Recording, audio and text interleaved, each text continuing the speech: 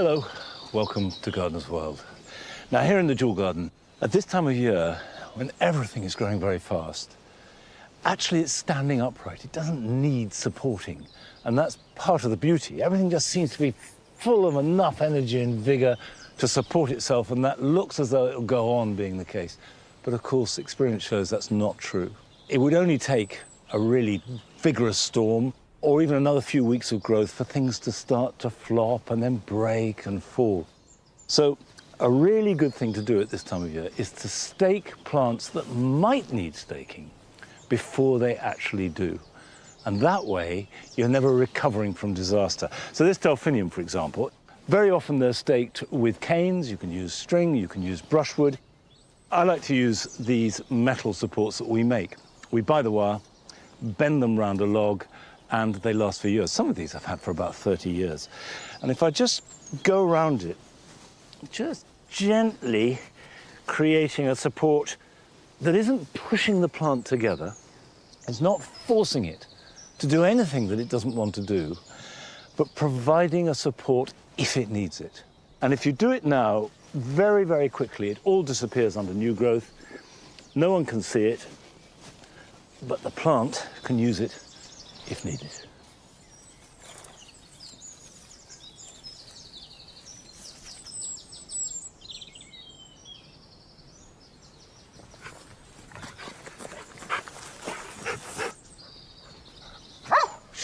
God.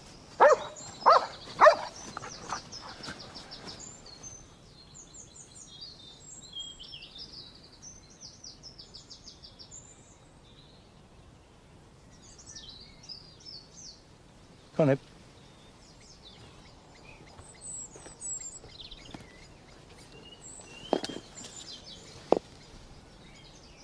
Here on the mound, we made changes over winter because we used to have 2 beds where the paving slabs are. But it was all a bit tight and constrained, and you couldn't really see them, you couldn't get at them. And although I liked the contents of the beds, it wasn't working in terms of the space. So we've lifted all the plants, paved the area, so this is now a terrace. I've got 2 empty pots, so I'm going to plant them up just for this summer and make a summer display, and then I can rethink the whole thing in the autumn. The colour theme here on the mound is pale blue and soft yellow. Now, a big pot like this has a big hole, and this is where crocks come in. And this is perfect, because if you're using any type of crock, it must be curved. It's no good having a flat crock because that will just block the hole. Something that will keep the compost from falling through, but the water can get under and make its way out. So we'll put that over there. Okay. Now, I've made a special mix because the plants I've chosen are ones that thrive in relatively poor soil. So, this is a mixture of peat-free compost, plenty of grit, a bit of recycled compost from last year's tulips, and leaf mould and sieve garden compost. Now, obviously you can do a pot any way you want, but it's not a bad idea to remember the 3 words: a pillar, a filler, and a spiller. And obviously the pillar is the central, tallest element of the pot. The filler takes that middle ground, and the spiller you put on the edge and, as the name suggests, can spill out over the rim of the pot itself. Now, for my pillar, I've got this. This is a Phlomis russelliana. Soft yellow flowers, leaves coming from either side of the stem, and then the flowers are layered. Really dramatic plant. They can grow 4 or 5 foot tall, and I had them here in the borders, so I'm recycling plants that I know like it in this spot, and I know look really good, mixed in with all the other plants. Now, for my filler, I've chosen a grass. This is Festuca glauca Intense Blue. Obviously, you can see we've got the yellow of the Phlomis and the blue of the Festuca glauca. And obviously, a grass is the perfect filler, if you like, because it will keep going. And as long as this has sunlight and really good drainage, it'll be happy. That one there. And that can go there like that. Now, my spiller, well, I have 2, actually. This is a petunia called Yellow Dream, And I've also got a lobelia, a blue. Now, I always cram these. You're going for maximum effect for what is essentially a maximum of 6 months and probably more like about 4 or 5. So don't worry about overplanting.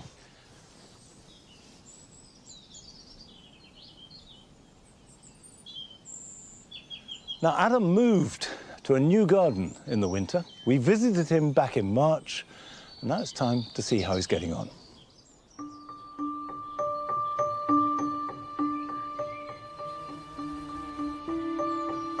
I'm full of excitement. It may not be obvious to the eye yet, but I really can feel the character of my new garden starting to reveal itself. Welcome back to my new garden, which in all honesty is still very brown, but I've been a busy boy since you were last here. If you remember, I inherited a blank canvas, just a sloping plot of land running down from the house to the river. Once I'd worked out what I wanted, it hasn't taken long to make some pretty big changes. The fence down the side is complete. Hardcore has been laid for what will be the terrace, and different garden spaces have been levelled. I've planted loads of trees and even started work on the borders to get them ready for planting. Before we crack on with the borders, you might remember I planted a hornbeam hedge all the way down both sides of the garden. But I bought them as bare root plants and I'm chuffed to pieces with them. So really this year it's about keeping them well watered and then just keep this whole area clean of weed. But apart from that, they'll just be left alone just to let their roots into the ground. Right, come on, we're going to crack on. Come on.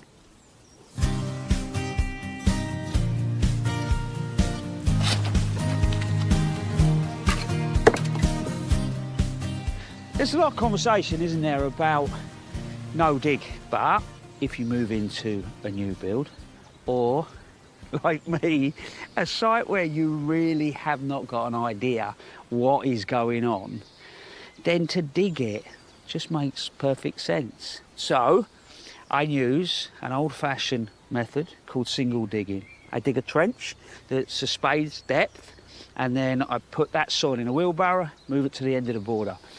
And then what I do is I use well-rotted manure. I put in probably about 50 mil. But you can use your own compost, composted bark, and you create your next trench by turning and filling the one you've just created. And then you work your way back. So I've done that, and then I've just left it for the winter. And a lot of people say to me, well, Frosty, why don't you just run a rotavator up and down? It'll be easier. The reason being, you see that is bindweed. So if I cut that into 30, 40 odd pieces with a rotavator, and it gets buried in there, it becomes 30 or 40 plants, you know. So it might feel as if, you know, it's hard work, but I know that by the time I actually plant, I'm hopefully going to be near on weed and stone free. While the borders are going to provide me with colour and interest across the year, I've really been thinking about the garden in layers, starting with the tree canopy. I've actually planted nearly 30 trees in the garden. I keep them well watered, not just this year, but next year as well. And there's no sense just coming out every day, giving everything a bit of a sprinkle. You better half an hour when you come home from work, fill the watering can up and do 4 trees really well. And then the next day do another 4 trees, you know. And it doesn't matter if I don't come back to the first tree for probably 4 or 5 days because I've really soaked that soil. When it comes to designing, what I tend to do is choose the main tree. And here, it was the ginkgo. And then once that's in, I start to build the other trees around it. And I'm looking for different shapes and forms. And I think that's not just in isolation in this garden, that's then starting to look at what's in the distance. So I can connect the garden to what's going on outside.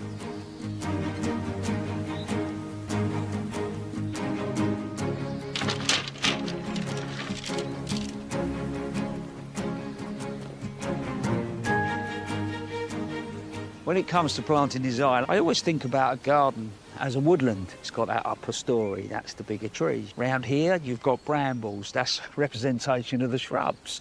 And then you've got the ferns, the brackens, that is your herbaceous perennials. And then at the moment, around here, you've got the bluebells, that's your bulbs.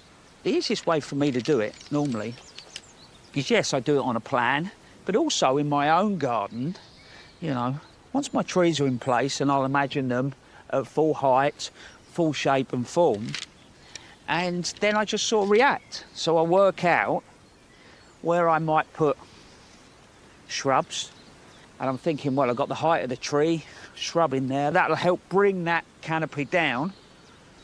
And then you come out and you have a look and think, well, if I went further down the border, in there, and then I'm sort of drawn into sort of here, and all right, it wouldn't be anything high.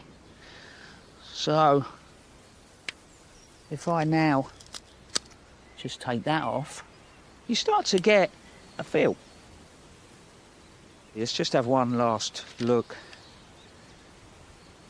And yeah, I think there'll be an opportunity for something maybe rounded about that height. It doesn't necessarily mean it's going to stay like that, but it's a starting point. Around the front of the house, there will eventually be a small courtyard garden.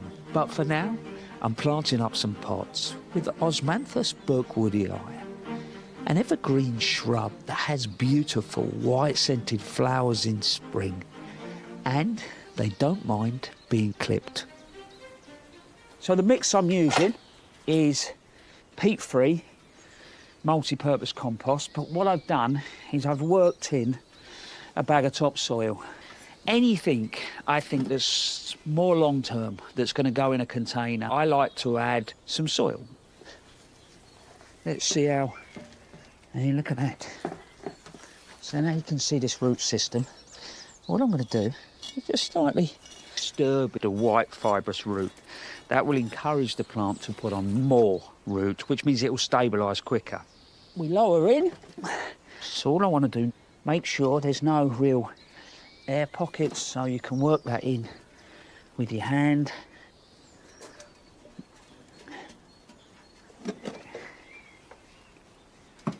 Lovely jubbly. That's that. And now the fun bit. I'm just going to go in. The idea is it will look like these little series of clouds that give you sort of a real architectural backdrop, really.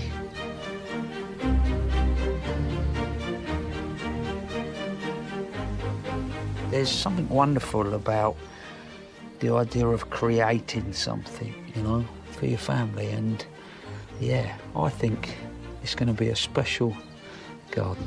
I really do.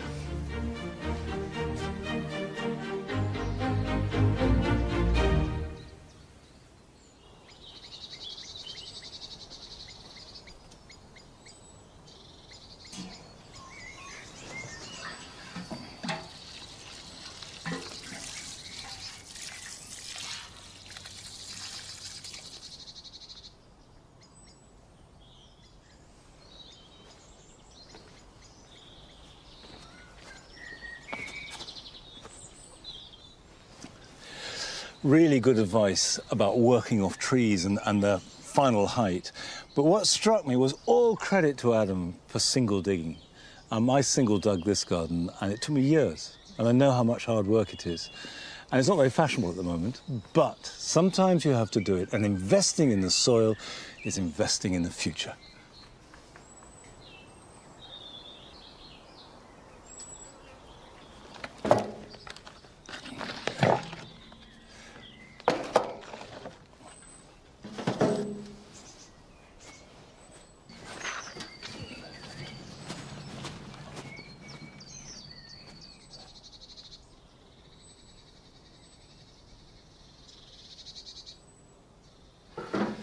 This is the season of cow parsley. Now, cow parsley is, I think, the most beautiful flower in the world. Partly because it's lovely in its own right, but also because of the way that it grows. It forms this wonderful dancing froth, and we're blessed to have it here in the garden, but only because this floods and it brings the seed in. And it does spread around the garden a little, but not really as much as this. So what I've done in the writing garden is inspired by cow parsley.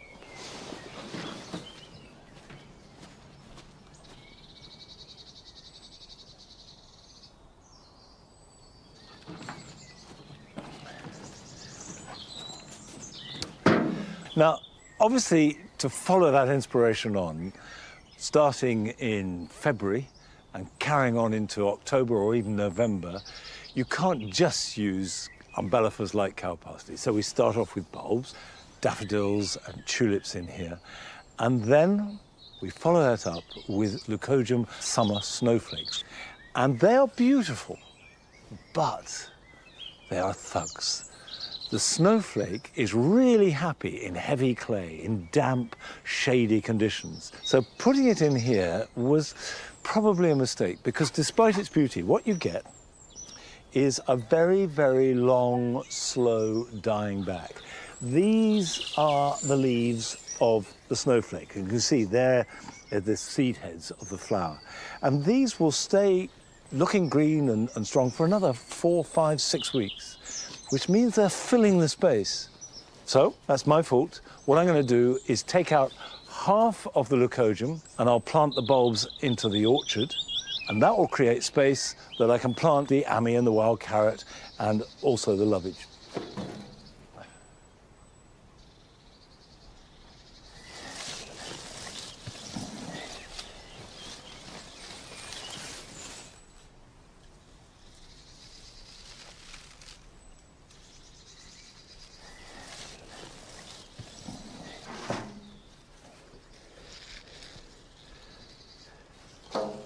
So what I can do is just bundle these together like this, stick them in a upcycled plastic pot, a little bit of compost. When the leaves are completely died back, you can then either dig them up and store them in somewhere dry and just have the bulbs, or just label it, and then come October, November, then you can plant them out as bulbs when it's a lot easier.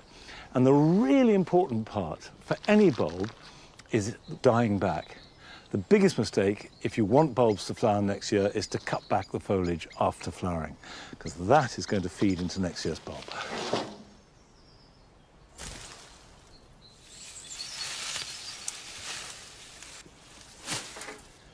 This is a slow job, because I want to make sure I'm not doing any damage. But having started it, I'll work through it over the next day or two, and that will transform the garden. Now, not very far from here, down the south of the county, is somebody who not only wants her garden to look good, but she wants it to taste good too.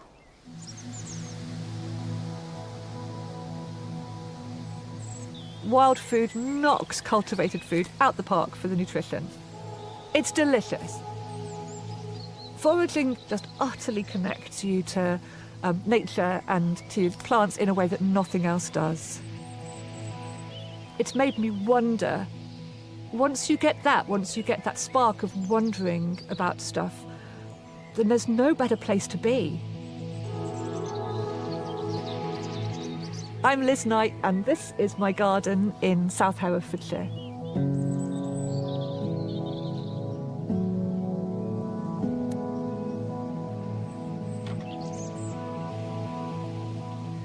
This beautiful array of flowers is ground elder. Most people, if they had it in their garden, would rip it out before it went to flower, which is a real shame.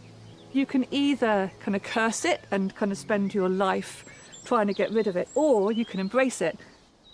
Not only does it create beautiful flowers in the garden, it's also a really good cut flower plant. It's also incredibly important for pollinators and delicious as a food. ground alder has got a flavour that crosses between parsley and carrot. It's got a tiny hint of kind of like lemony citrusiness to it. So it works amazingly in any recipe that calls for parsley.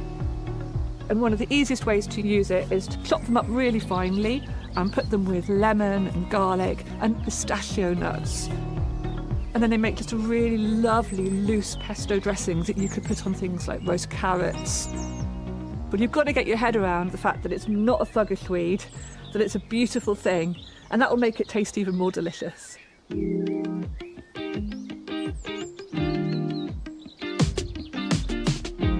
It's really important that you take your time and you take foraging in baby steps and you only pick plants you really, really know. So I always say to people, you only ever pick really easy to identify plants. Don't ever take any risks with eating anything that you're not 100% sure about. There are so many things that you can use to make delicious dressings for sort of salads. So things like potato salads go really well with mustard family plants. The kind of plants which grow kind of as wild plants in my garden are Jack by the hedge. It's otherwise known as garlic mustard. It's got lots of different names, all related to onion and garlic and mustard, because it's got the flavour of all three of those in it. And then on the other side of me are two other different types of mustard plants. So here is, you might recognise as Honesty, which has got lovely mauve-coloured flowers, and the whole thing, again, is edible. So Honesty has got quite mild-tasting leaves and quite sweet, mild flowers. And then when the seeds suddenly emerge, these seeds taste really, really quite hot, and then you can use those like the most powerful kind of wild equivalent of a wasabi. If you like wasabi heat, then you might really love this plant. This is Ditanda, and you'll often find it growing wild in coastal areas. And if you try it, after a few chews, it'll make your mouth curl in a really delicious way.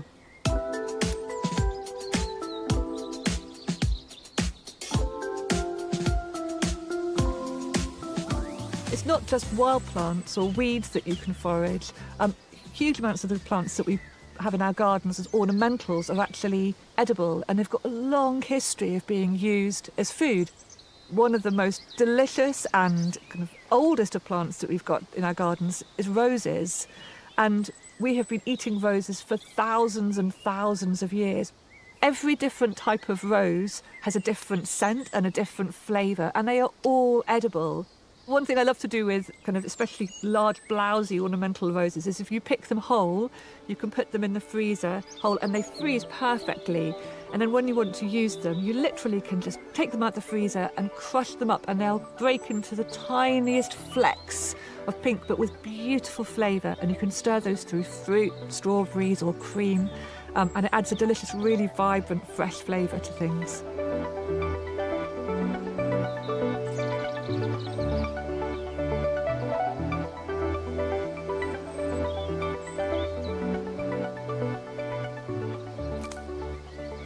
I often get asked by people when I'm teaching foraging courses, or used to get asked, do you ever get ill? And then last year I found a lump, and it turned out to be the lump you don't want to have. So I've had an early stage cancer. Foraging and just being in nature, just being in the garden, even through the depths of winter, I know helped me so much through this sort of ultimate kind of winter that I've had, where I lost all my hair, you lose your identity. So I'd come out with my bald head in the winter and sit with the plants, and like all the plants were tight in bud, so my blackcurrant bushes all had these little buds on them, and I'd come out and find myself talking to the buds going, in the spring, we're going to be back. Fortunately, my cancer is treatable, but you still have to face, in a way, your mortality, and I'm convinced that I was able to do it because I was able to get out into nature.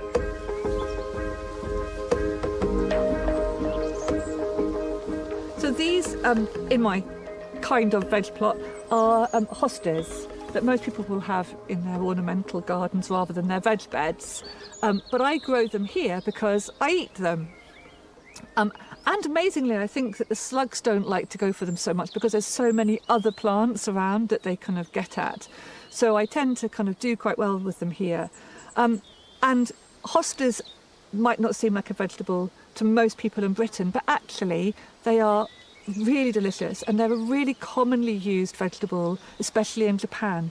It's the same family of plant as asparagus, and when you cut into it, you can kind of see the tenderness that you'd get when you snap open an asparagus, and it's got a very, very similar flavour, and you can use it in an identical way.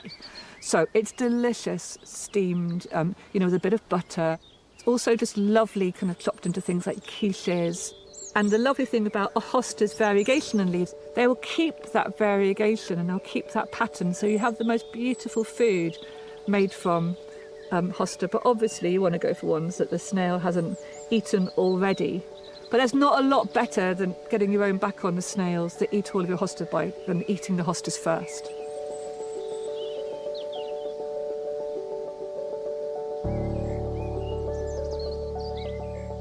I think foraging has made me realise how incredibly beautiful the world is and how lucky we are to be here, and it's made me feel incredibly lucky.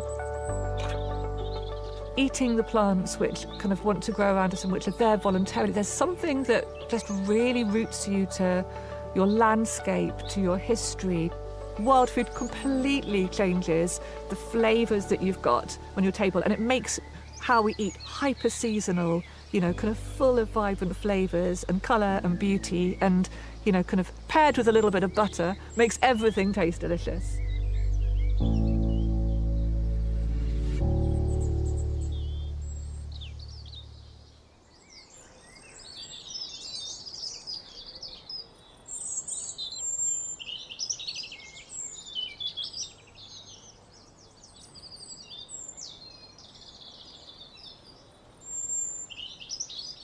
There is a moment here, it probably lasts a few days, when this is one of the things I love most in the garden at this time of year.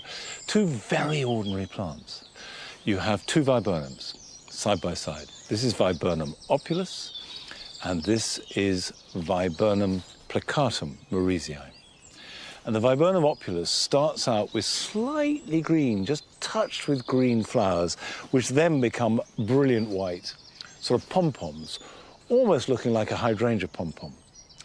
And the Viburnum plicatum morisii famously is in layers and also looking like hydrangea plants, but this time very open with white bracts and then little yellow flowers in the middle. And they're just perfect. They're very simple, but absolutely at their best.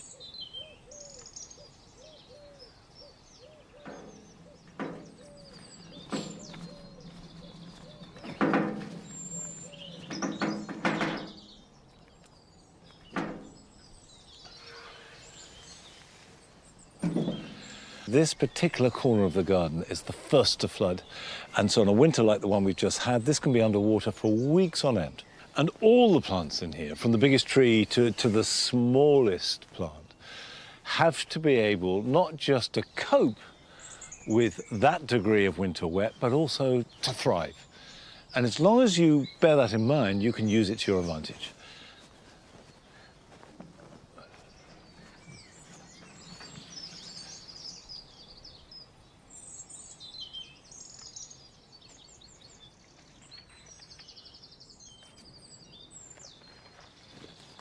Now this corner is north-facing, so it only gets dappled light at the best of times, working its way through the high hornbeam hedge behind it. I call it Hosta Corner because hostas love it. And I've got in my hand ligularias, and wherever hostas are happy, the chances are ligularias are going to be happy too. This is Ligularia the rocket, and this is blessed with the name of Ligularia przewalskii. And this, of course, has much more cut leaves, and you can grow it for the foliage alone. The foliage is great, but the flowers are good too. And these are ones with tall yellow flowers, and they're wonderful for insects, butterflies, bees. So, there's lots to be gained from growing them as long as you don't expect them to perform in full sun.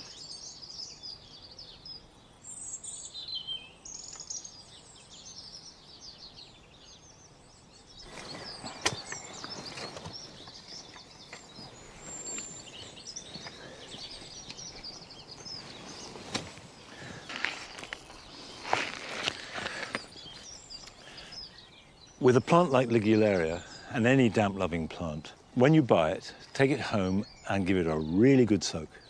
Either put it in a bucket of water or a dish of water and leave it for at least half an hour, and then drain off the excess before you plant it. There we go. I have to.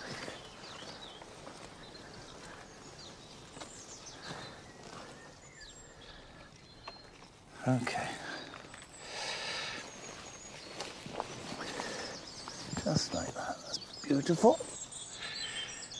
The foliage will rise up above the line of the hostas, and then in July and August it will throw up these tall spires of yellow flower that will be 4 or 5 foot high, looking really good and completely happy in this shady, damp corner.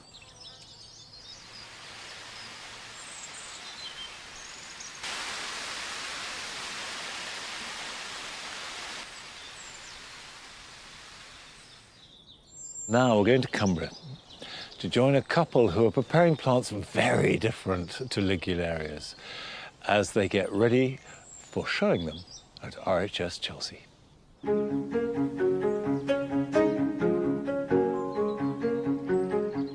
Auriculas dry out very quickly if we've got strong winds coming through. Last night we had a really bad northeasterly wind blowing like a tumble dryer. We find the wind quite a challenge. The wind. I find David's grumbling about the wind an even greater challenge. I'm David And I'm Gail. and we've been gardening here at Somerdale House for the last 30 years. It's in the South Lake District.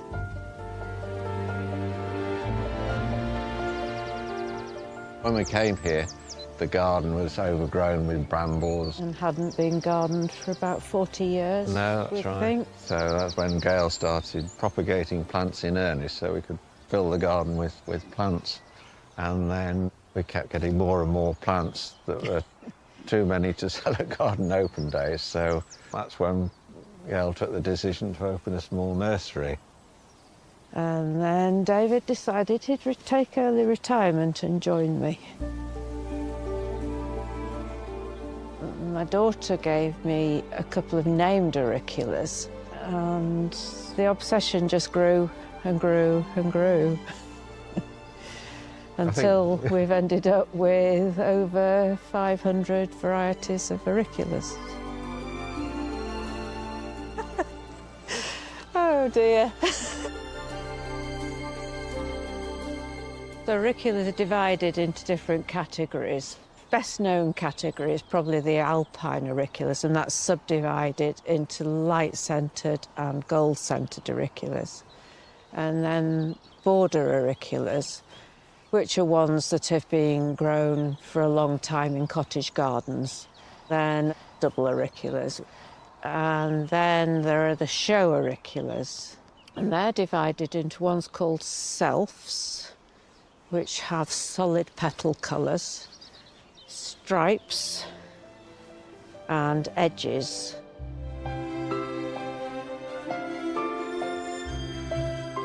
Well, there are so many beautiful flowers, and what's my favourite today won't be my favourite tomorrow. That one's called Strawberry Fields, and that's quite a nice one.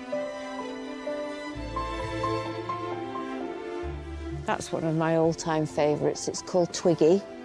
It's a pale yellow self. These are all the plants, 1,600, that we have collected as potentials for showing at Chelsea. It's a misconception that auriculas are tricky to grow. There are two things they really hate.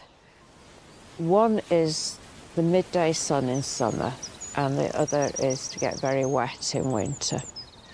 So they can be grown in the garden, although in Cumbria it's a bit trickier because we have a very high rainfall. We grow all ours in tunnels. We put shading over the tunnels in summer, but we take it all off in winter. I mean, at the end of the day, an auricula, it's an alpine plant, so it just don't like to be too wet in the winter.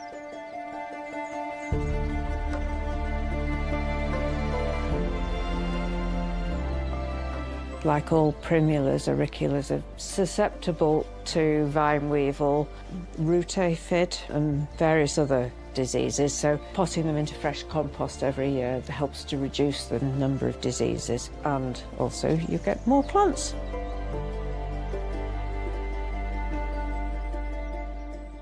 I think the challenge with showing auriculas at Chelsea is generally they would have finished by the time of the Chelsea Flower Show, so we're doing everything we can to try and keep back as many we can that are still in bud and hopefully show a wide range of all the different varieties so people can see what's available, and we're using every trick in the book, tried or untested, to see if we can achieve that.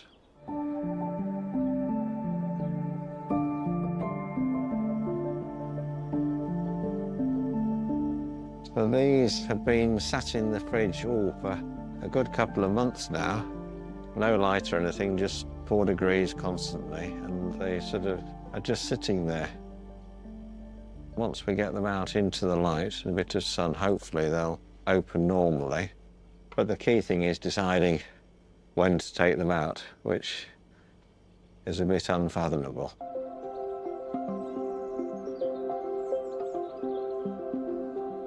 People are used to seeing the very grand displays at Chelsea, and I think we wanted to try and do something a little different. Whether the public and the judges will like that, we don't know, but we wanted to make it more approachable and on a scale that people could see for themselves how they might display auriculas in their own garden rather than in a very formal setting. However small it is. Been nervous for about the last 2 months. Anxiety dreams. It'll only get better. I worry about whether sheep are going to break into the nursery, which they do from time to time, and They eat do. all the auriculas. I'm not kidding. I just find the wind picks up just before a show to stress things, and then... Yes, and the sun comes out, so everything gets dry, and And then you have snow. you don't. Let's have Piglet. Put Piglet in there.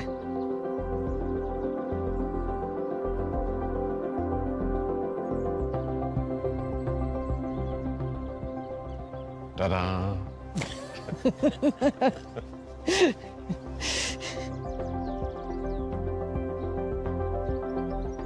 Then there's the worry, provided we get enough plants that are in perfect flower for Chelsea, just getting them down from here to Chelsea. People will use things like refrigerated transport, but because we're a fairly small display, it's not really practical for us to do that. So we're going to cram them all into the back of the car, turn the air conditioning on full, Charged And down get there. as cold as possible, and then hopefully they'll make it to the show. Wear my tow jacket.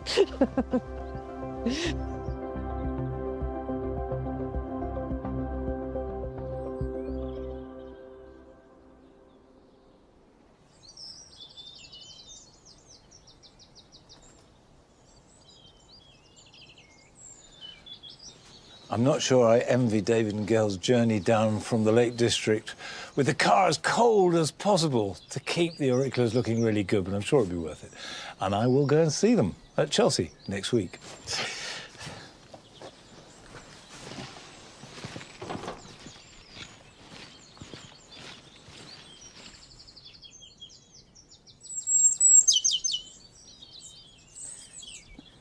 Now, here is a comparison for you. In this bed are planted Charlotte potatoes. I chitted them, planted them out at Easter. I also planted radish in there, which is why it's covered with radishes, which I have to say are ready to eat. But the potatoes in there are, you're seeing about that much growth. But it's good and sturdy and completely healthy. Within minutes of planting these, I had a couple of seed potatoes left over, which I put into a pot, this pot. And look at the difference in growth. Now, this has been in the wooden greenhouse, not heated, but just in the greenhouse. And that much protection makes a huge difference. It's just dramatically ahead of the others. These now are rather floppy and showing lots of leaf. Those are good and solid and just beginning. But this needs earthing up. Earthing up is something you do for two reasons. One, because if potatoes are exposed to light, they turn green, and that's poisonous. So you earth them up to make sure that they're all covered, and that certainly will be the case in this pot. The other reason is, particularly for early potatoes, is if there's a risk of frost, that will kill any top growth. So if you protect it with soil, that protects the growth that's there, and that very quickly grows through the soil. At this time of year, not much risk of frost, but there is a slight risk, certainly in the pot, of tubers being exposed, so I'm going to earth it up. And earthing up's dead easy. I've got a bucket of normal potting compost, and I'm just going to pour it in to bury the stems that are there. Now let's lift that up a bit. They actually need quite a lot of space. So in a pot that size, 2 is plenty. Now, let's pull up some radish. See, these radish I sowed exactly 6 weeks ago. So it's really the quickest harvest you can get in the vegetable garden. I will wash these and then eat them, and actually the French way of eating them, with a dab of butter. Absolutely delicious.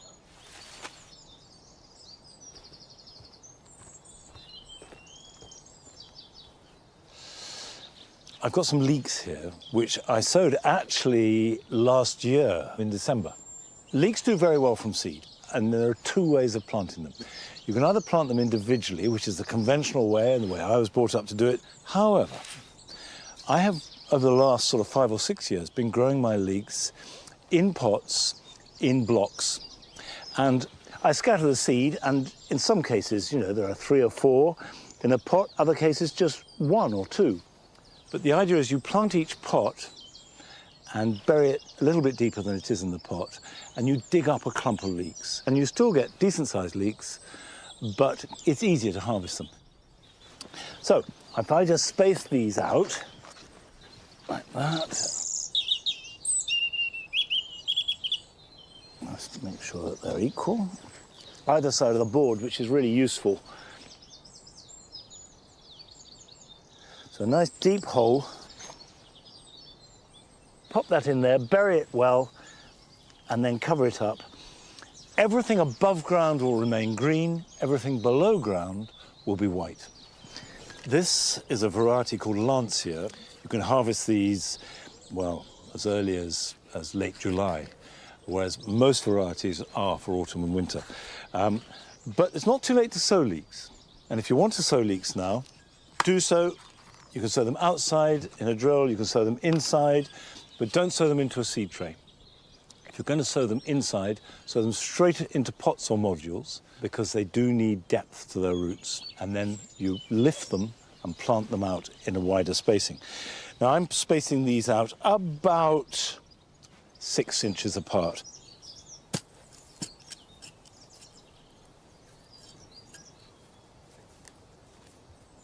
Okay, I will get the next tray in, and while I'm doing this, we're going to join Francis, who's visiting a garden with a very particular approach to horticulture.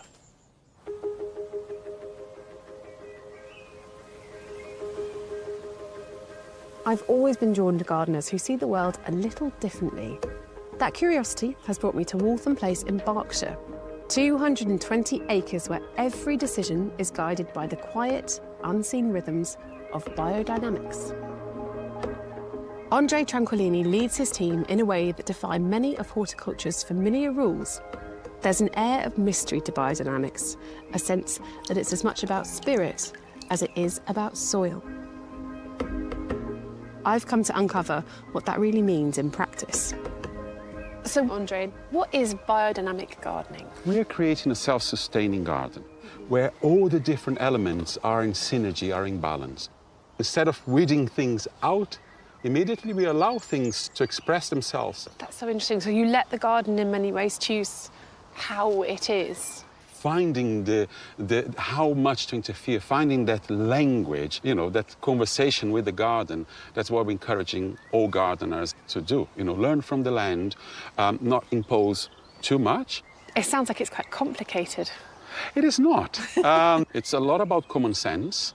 What is complicated, actually, is to be able to step back and develop those intuitive skills as well to allow the garden to speak. Can we have a look around? Yeah, let's explore. Okay. It seems every ornamental garden here reflects this return to nature and a gentle step away from strict formality. But one space, more than any other, captures the spirit of this approach. So, this is the potager.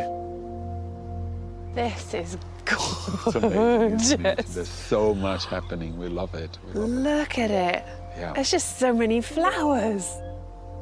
Wow, it's incredible. How much is planned? This garden is naturally evolving. Of course, it has been gardened for hundreds of years. Yeah. So there's some of that, inheritance still living. Yes. We tend to plug in a few annuals here and there, but it's mostly self-seeded. We're really allowing this garden to express itself. Yeah, and that's what it's doing. It certainly is. It's absolutely beautiful. You have what a lot of people would call weeds here. So Yeah. there's buttercups and docks particularly. And yet they sit in this landscape so beautifully, especially that dock, the colour of it. Yeah. It's beautiful, isn't it? Absolutely. Everything is playing a part here. Yeah. And if we're constantly intervening and cutting things back, we don't learn what is the role. So in biodynamic gardening, we allow plants to express their true nature.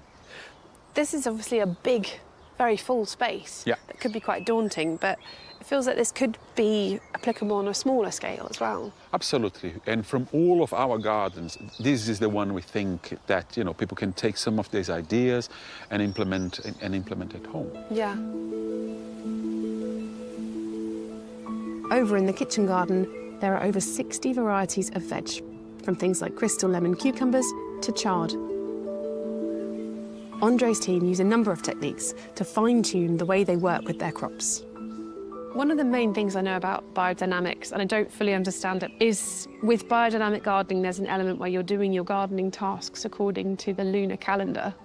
But could you explain how that works? Absolutely. With biodynamics, we're always trying to optimize the resources that are available to us.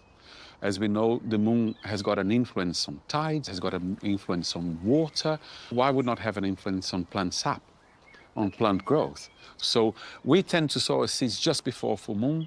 So leading up to that, including the full moon days, one can really see increased germination, really amazing vigor. The other aspect that we're looking is when to transplant. So the calendar for 2 weeks of the month suggests it is ideal transplanting time in the northern hemisphere. That is because the moon is getting closer to the earth. So the gravitational pull is different, so it's an ideal time for roots to develop. What would you say to somebody who was a little bit sceptical? Try it out, experiment with it. Start recording the results and just see how it feels. Yeah. And the results that you get. Can I see some of this produce? Yeah, let's see. Look at this, Francis. Oh, wow. Isn't this They're great? absolutely perfect. Can you tell the difference between a biodynamically grown vegetable and another? One of them I can hear as you take them out. What, that? The rustling. Squeaking. Yeah. I'm just trying desperately not to pull out other ones. Is that No, go for it. Why? Yeah, but it's exactly that, the vitality on the leaves, Yeah. that sound. That's something I always want to hear on a leafy vegetable. We work with open pollinated seeds. We produce all our compost. We also make our own foliar feed. We use things like nettle tea, comfrey tea as well. So there's a variety of methods that we use that can definitely help with quality. Yeah. Another key principle of biodynamics is community.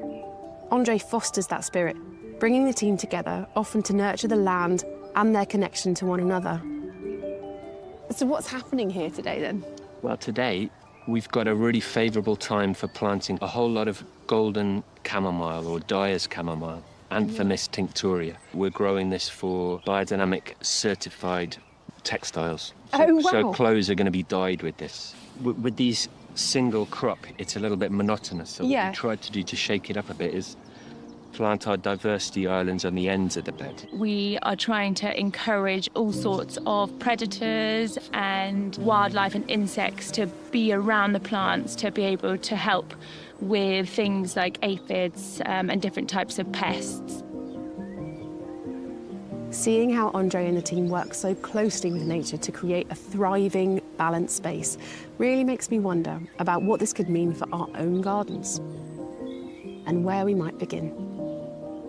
I would encourage people to start by composting, looking at that nutrient cycle and ideally addressing that from within the garden. And I am aware that for small gardens that can also be an issue, not having enough material at the right time. So I would encourage people to join local community composting schemes and collaborate with neighbors and finding ways to compost together as well. And secondly, start to increasing the biodiversity of the garden. It is our main tool to prevent issues with pests and diseases. So we tend to say at least 20% of a productive space should be set aside for biodiversity. It's been so fascinating meeting Andre and hearing all about his ethos and how he works within that biodynamic system. And if there's one thing I've taken away from what that means, it's working with the rhythms that nature has anyway. If we slow down and observe rather than always feeling the need to act, then that will do the same thing. And if we don't go the whole hog into biodynamics, I think those little lessons can be wonderful places to start within our own gardens.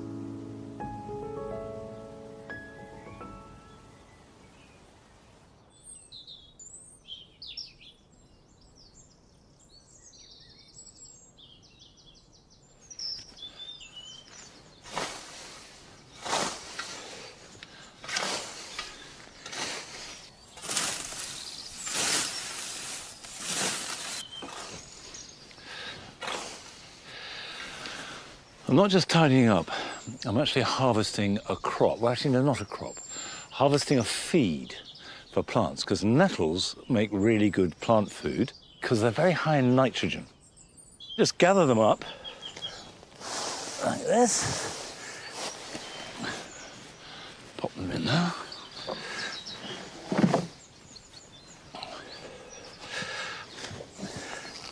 Right, that'll do for the moment, because this is not an end in itself, but stage one of a process.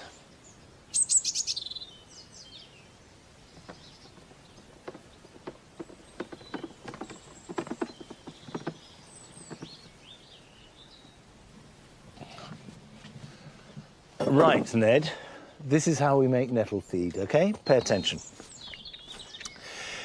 You need to cut it up as small as you can. This is where the shears come in. A scythe won't do this job very well. So I just literally, you can do this in a bucket, you can do it in a barrow like this, but chop it up with a pair of shears.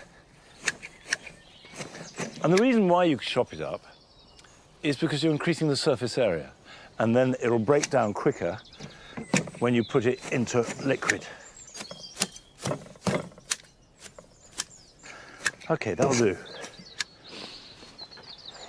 Gloves on. You need a bucket or a trug.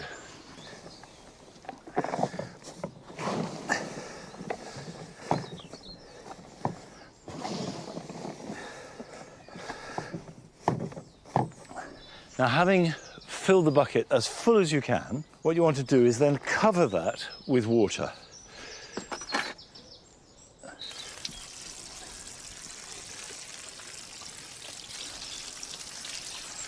And go on until you can see the water rise up to the surface. Perfect. Put that somewhere out the way, where it's not going to be disturbed, and leave it for 3 to 4 weeks. At the end of that time, strain it off, and what you have is the feed. You then dilute. And what it is, it's a high nitrogen feed. So the beauty of nettle feed is it encourages growth in plants. Not flowers, not fruit, or even particularly root growth. It encourages green growth. So not only are you clearing nettles where you don't want them, but you're putting them to good use. You if you've got some nettles, I would highly recommend that you make some nettle tea this weekend. If you haven't got nettles, you're not off the hook, because here are some more jobs for the weekend.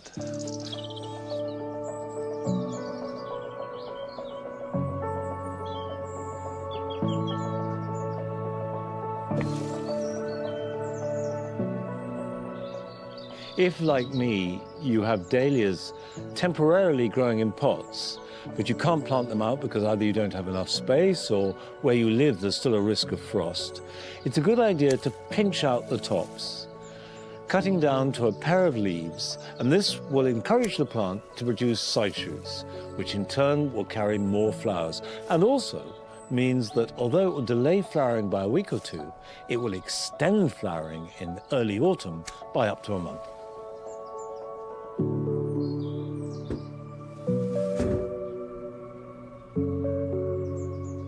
Carrots grow very well in a container as long as it's deep enough and has drainage holes. Fill it with a free-draining compost, and in practice that means adding some grit or sand to a peat-free compost. Sprinkle the seed lightly on the surface, cover them over using your fingers or a little rake, and then water. And they should germinate in a couple of weeks' time.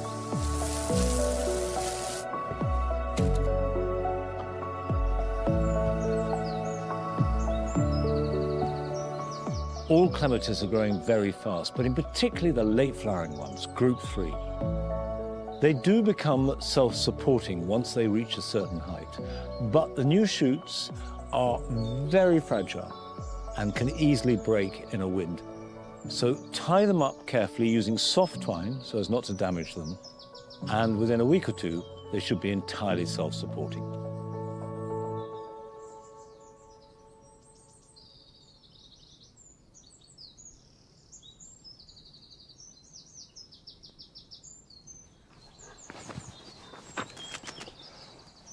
What have you got? Was that good? Yeah! Come on! Brilliant catching. You're such a good catcher. Look at that! I have to say that this goes on at breakfast every single day. I'm trying to eat my toast and marmalade, and this ball is put in my lap, usually slightly slimy. Now, I won't be here next week,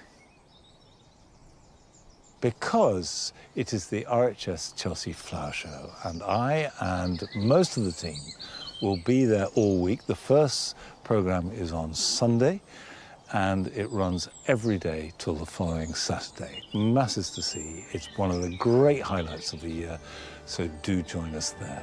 And I'll be back here in a couple of weeks' time. Till then, bye-bye.